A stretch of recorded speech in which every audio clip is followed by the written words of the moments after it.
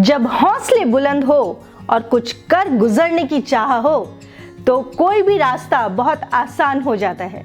जी हाँ दोस्तों, मैं श्वेता परमार आप सभी का स्वागत करती हूँ प्रभात एग्जाम के यूट्यूब चैनल पर, जहाँ पर हम बात करते हैं यूपीएससी, सीएससी और डिफरेंट कॉम्पिटिटिव एग्जाम से रिलेटेड स्टडी मटेरियल को और दूसरे स्टेप्स को लेकर। और कभी कभी हम मोटिवेशनल स्टोरी भी लेकर आते हैं आपके लिए उन आईएएस, आईपीएस, आईआरएस और आईएफएस ऑफिसर्स की जिन्होंने वो मुकाम हासिल किया जिसका हर कोई सपना देखता है, पर उन्होंने इसलिए किया क्योंकि उनमें जिद थी। जो मैंने आपसे बातें की उसके उदाहरण को लेते हुए मैं आज आपसे बात कर रही हूँ साल 2019 बैच के आईएएस नागार्जुन बी गौड़ा की।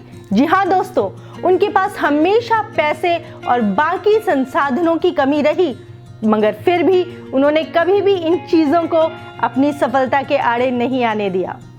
जो उन्हें प्राप्त है वही पर्याप्त है, इसी तर्ज पर चलते हुए वे एक के बाद एक सफलता हासिल करते चले गए। यूपीएससी सीएससी परीक्षा पास करने से पहले वे डॉक्टरी भी कर चुके हैं।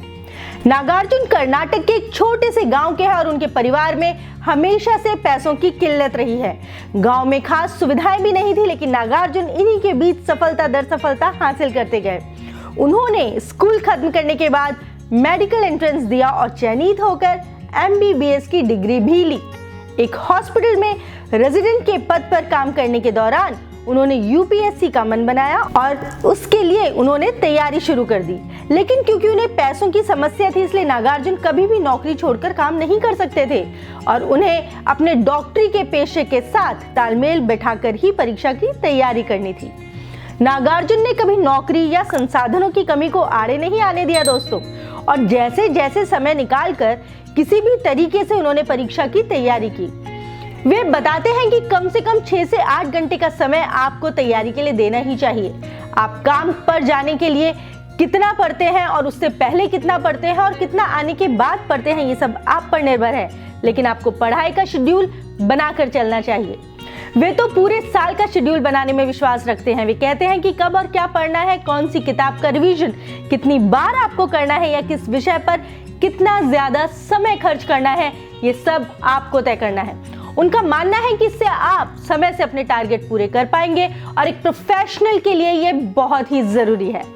दूसरे कैंडिडेट्स की तुलना में नागार्जुन के विचार थोड़े से अलग है। वे कहते हैं कि जब आप जॉब पर होते हैं तो सारा कुछ मैनेज नहीं कर सकते, इसलिए सब कुछ पढ़ने के फेर में न पढ़कर स्मार्ट स्टडी करें। पिछले साल के पेपर देखें, सिलेबस देखें और तय करें कि कौन सा एरिया आपके लिए जरूरी है और किस किताब में क्या छोड़ना है। यह छोड़ना भी ऐसा होना चाहिए कि आप कैलकुलेटेड रिस्क लें, उससे ज्यादा नहीं। यह अभ्यास करने से ही पता चलेगा आप सबको दोस्तों। नागार्जुन कहते हैं कि कोचिंग लेना या न लेना आपका अपना निर्णय है। अगर आप बिना कोचिंग के खुद से विषय समझ लेते हैं तो इससे बढ़िया तो कोई बात ही नहीं है, जैसा कि उन्होंने खुद भी किया था। लेकिन आपको चीजें समझ नहीं आती और आपको किसी की मदद लेनी है तो उसमें भी कोई बुराई नहीं है। ऐसे में आप कोचिंग ज्वाइन करें। हालांकि अंत में काम सेल्फ स्टडी ही आती है और इस पर सबसे ज्यादा फोकस करना पड़ता है, क्योंकि कभी कभी आपको लगता है कि आप ओवर कॉन्फिडेंट हैं, आपको सब आता है। टाइम निकालने की जहां तक की बात है तो ऑफिस के बीच में भी जब नागार्जुन को समय मिलता था तो वे पढ़ते थे, जैसे ब्रेक्स में न्यूज़पेपर पढ़ लेना और कम्यूट में लगने वाले समय में कुछ रिवाइज कर लेना। नागार्जुन कहते हैं कि इस परीक्षा में सफलता के लिए हार्ड वर्क और डेडिकेशन बहुत मैटर करता है। आप पहले क्या थे या आपके अंक पहले कैसे आते थे, इस बात से कोई फर्क नहीं पड़ता। यानी कि अपने पास्ट को कभी भी खुद पर हावी न होने दें, वर्तमान में जिए और अगर आप मेहनत करेंगे तो सफलता जरूर हासिल करेंगे। कई बार सफलता मिलने में समय जरूर लग सकता है और आपको कई अटेम्प्ट्स भी देने पड़ सकते हैं, पर इस बात में निराश नहीं होना है, क्योंकि अपना कॉन्फिडेंस खो लेने से आप अपने आप का ही नुकसान करेंगे। अगर आपके इरादे दृढ़ हैं और आप कड़ी मेहनत कर रहे हैं तो सफलता आपसे बहुत दिनों तक दूर नहीं रह सकती। तो ये थी नागार्जुन गौड़ा जी की कहानी, जिन्होंने अपनी मेहनत से और दृढ़ निश्चय से वो हासिल कर लिया जिसका आप सब सपना देखते हैं। तो जुट जाइए आप भी और लग जाइए उस मेहनत को करने में जिसके आप सपने देख रहे हैं। हो सकता है आने वाले टाइम में ये सफलता की कहानी आपकी भी हो। चलती हूँ मैं, मिलूंगी मैं फिर आपसे प्रभात एग्जाम के यूट्यूब चैनल पर सिर्फ एक रिक्वेस्ट है दोस्तों, कि ये बेल आइकन प्रेस कर दीजिएगा ताकि आपको नोटिफिकेशंस मिलते रहें और हम लोग अपडेटेड रहें एक दूसरे से कि क्या नया आ रहा है। नीचे कमेंट एरिया में लिख दीजिए अगर आपकी कोई भी क्वेरी हो, ताकि जल्द से जल्द हम वो सॉल्व करके आपके सामने ला सकें। और अगर आप नए हैं तो प्लीज सब्सक्राइब द चैनल। धन्यवाद। नमस्ते। यूपीएससी की प्रीलिम्स परीक्षा में गारंटीड सक्सेस के लिए भारत का प्रसिद्ध पब्लिशर प्रभात प्रकाशन आपके लिए लाया है यूपीएससी 26 वर्षों के टॉपिक वाइज सॉल्व्ड पेपर्स।